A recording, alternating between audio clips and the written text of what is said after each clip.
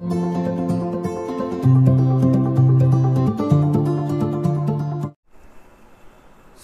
hello everyone, welcome to this part of complex analysis. This is conformal mapping from complex analysis.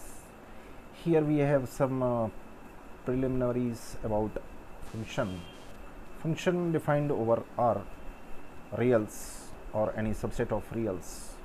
Let us consider fx equals to x cube. This depends on this rule. Function depends on this association, this rule. Let us consider fx equals to x cube. X equals to 1 to 4. Fx gives us 1, 2q8, 4q64, etc. This depends on this definition, defined rule, association. We can take any function gives us this value, domain to comma domain. While means while we are discussing about complex functions in complex to complex और any subset of complex, okay. अगर हम यहाँ पर z plane लेते हैं, यहाँ पर w plane लेते हैं, okay. This is containing x and y, this is containing u and v. U and v are functions of x and y, w plane. This is z plane, also known as Argand plane, ARGAND, Argand plane, okay. So complex plane, here we need for mapping C to C two plane, z plane and w plane.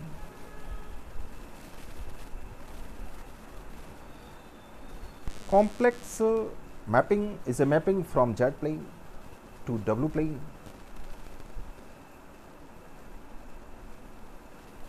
एक point इसमें होगा Z plane पे और दूसरा point इसका जो correspondence होगा उस रूल से डिफाइन करके हमारा डब्ल्यू प्लेन में होगा. अब हम बात यहाँ पर आती है z equals to x plus iota y, ये तो सब जानते ही हैं, ओके. तो यहाँ पर एफ जेड हम जो कंसीडर करते हैं इसको ले लेते हैं डब्ल्यू equals to u plus iota v, और इसको कह सकते हैं u x y plus iota v x y. ये फंक्शन की वैल्यू होती है. So image in z plane into another the plane w plane. So इस टाइप की जो मैपिंग है, यानी f z equals to u plus iota v, f z equals to u plus iota v भी complex valued function of a complex variable z, okay. Z तुम्हारा ये है between the point u v, इसमें हमारे point होंगे u और v in the w plane with the point xy in the z plane में हमारे xy point. We have a theorem. We are considering here only statement of this theorem, that is a necessary condition for a mapping, a necessary condition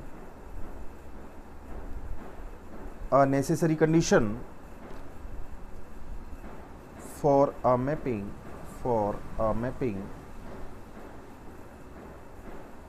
क्या necessary condition है? To be conformal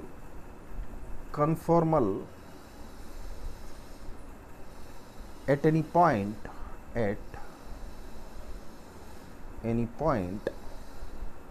is that, क्या है वो? Derivative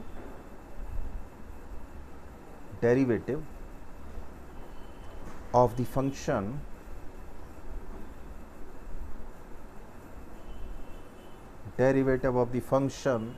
at that point exists,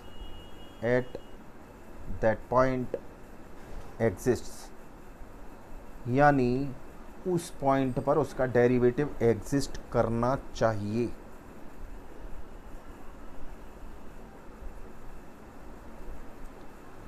सो यहाँ पर अगर F Z देते हैं तो f dash z will gives f dash z जो डेरिवेटिव जेड का है, फंक्शन का है with respect to z, gives slope of the tangent at any point z naught. इसी तरह से इसका फर्स्ट पार्ट कर लें अगर इसको थ्योरम का, और सेकंड पार्ट इसका हम अगर कर लें, so this was the necessary condition for a function to be conformal, and second part we can take sufficient condition. A sufficient condition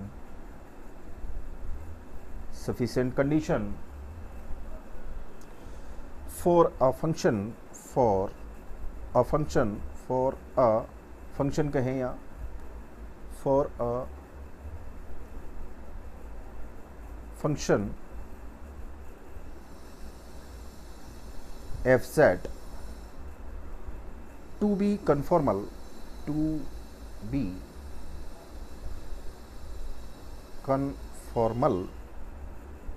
at any point z is that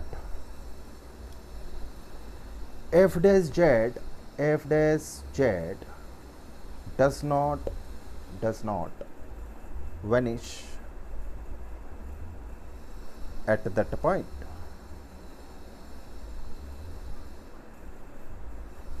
यहाँ पर ये बात बराबर हो गई, एफ डैश जेड उसका derivative zero के बराबर नहीं होना चाहिए। ये थ्योरम हो गई, तो ये थ्योरम यूज़ कर हम जो derivative of function at that point exist and derivative does not exist, so यहाँ पर इनके रिगार्डिंग कन्फॉर्मल कब बनने वाला है। अगर हम एग्जांपल कंसीडर कर लें, एग्जांपल इसको 1 कर लें, अगर एफ जेड हमारा जेड प्लस 1/z है, सो हमें ये देखनी है कि ये कहाँ पर कन्फॉर्मल होगा। Check whether f z is conformal. तो यहाँ से अगर हमें देखते हैं एफ जेड, सबसे पहले फंक्शन डिफाइन है, function will be defined at z is not equal to 0 पर, डिफाइन होना चाहिए, डिफाइन है। अब इसमें जो दूसरी कंडीशन है, नेसेसरी कंडीशन देख लेते हैं। नेसेसरी कंडीशन हमारी क्या है, f dash z equals to 1 - 1/z², ये होने वाला है।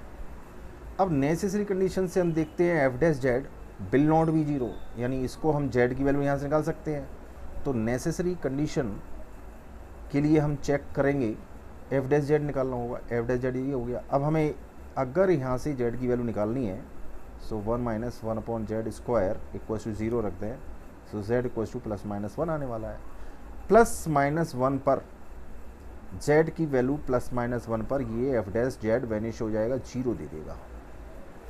Eight z equals to +-1 f dash z will be 0 except these points the function f z is conformal, यानी ये पॉइंट नहीं होना चाहिए, ये पॉइंट नहीं होना चाहिए, इस पर तो ये फंक्शन डिफाइन ही नहीं है, और इस पर ये फंक्शन डेरिवेटिव। तो कन्फॉर्मल द फंक्शन यहाँ पर जो फाइनली करने वाले हैं, the function f z is conformal. कहाँ कन्फॉर्मल होगा, कन्फॉर्मल ऐसे लिख देंगे, एवरीवेयर एक्सेप्ट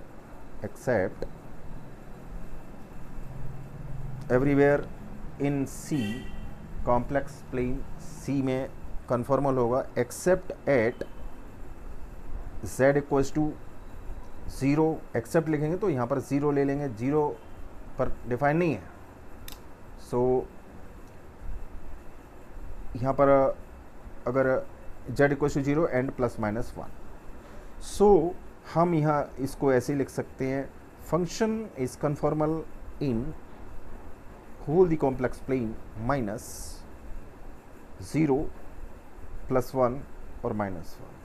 या फिर इसको 0 + -1 पॉइंट के अलावा, इन पॉइंट के अलावा ये फंक्शन हर जगह डिफाइन भी है और इसकी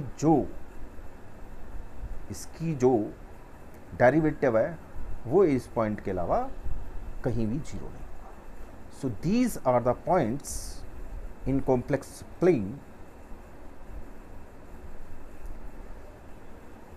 सो the function is conformal in complex plane except these points। तो यहाँ पर करने वाले हैं कन्फॉर्मल मैपिंग का एक क्वेश्चन, तो ये हो गया। अब दूसरा क्वेश्चन देख लेते हैं।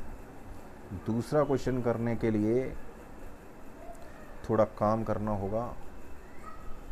क्या काम करना होगा, यहाँ पर एक प्रैक्टिस क्वेश्चन लिख लें कि उसको चेक करना है। Practice question, fz equals to trigonometric function, suppose we are taking sin z, find points where it is conformal, find the points where fz is conformal। पर कन्फॉर्मल मैपिंग में जो कुछ टाइप्स होते हैं उनको हमें डिस्कस करना होगा। सो यहाँ पर सम एलिमेंट्री ट्रांसफॉर्मेशंस, अगर पहला हम टाइप डिस्कस कर लें, translation.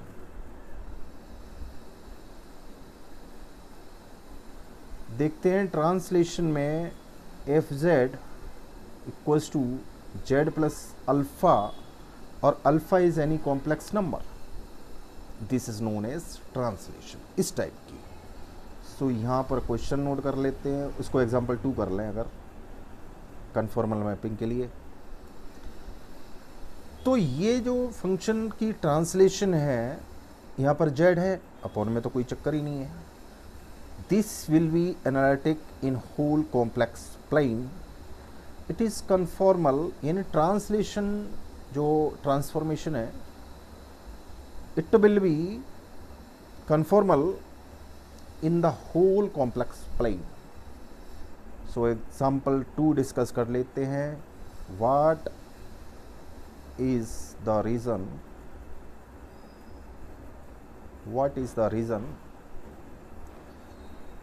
of the W plane, or what is the reason of the W plane into which the rectangular region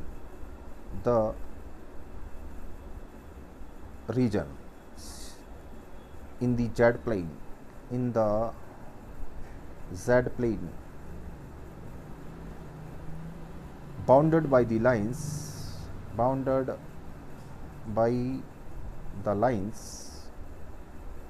ये लाइन दे रखी हैं, x equals to 0, y equals to 0, x equals to 1, y equals to 2 is mapped under the transformation is mapped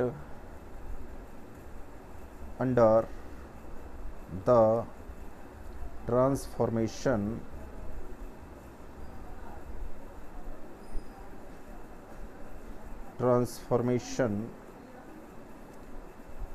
W equals to Z plus 2 minus iota. वो condition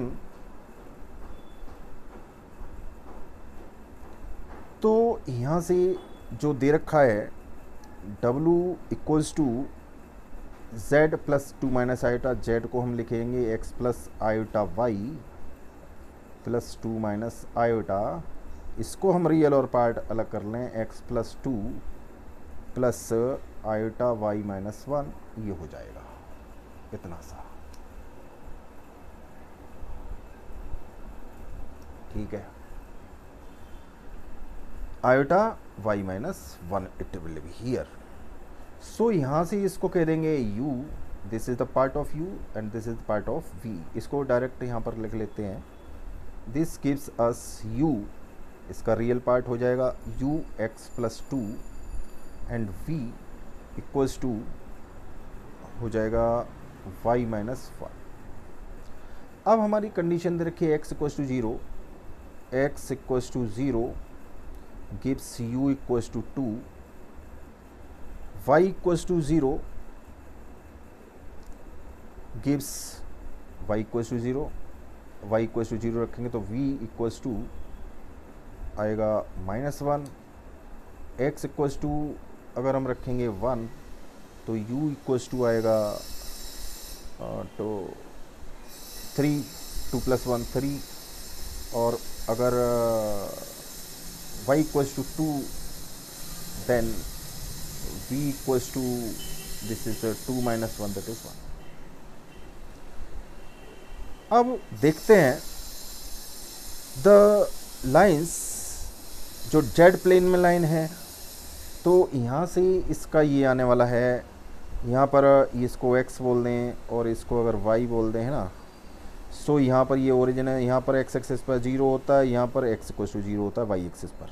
okay, x 0 y 0 ये तो bound हो गया। अब यहाँ अगर 1 ले लें और यहाँ अगर 2 ले लें, y इक्वल टू 2 है ना, y इक्वल टू 2। सो यहाँ पर अगर हम ऐसे ही इसको करें, ये हमारा रीजन था x यानी जेड प्लेन, इसको हम बोलेंगे जेड प्लेन, और इसको बोलेंगे हमारा यहाँ क्या बनेगा, तो यहाँ पर हम u और v का बना लेंगे, u और v का बना लेंगे। सो u हमारा यहाँ पर सपोज हमारा यहाँ पर 2 है और यहाँ पर सपोज हमारा 3 है। सो u इक्वल्स टू ये u है, तो u हमारी एक बार आ रही है 2, एक बार 3 2 3, और v इक्वल्स टू सपोज यहाँ पर 1 है और यहाँ पर -1 है v।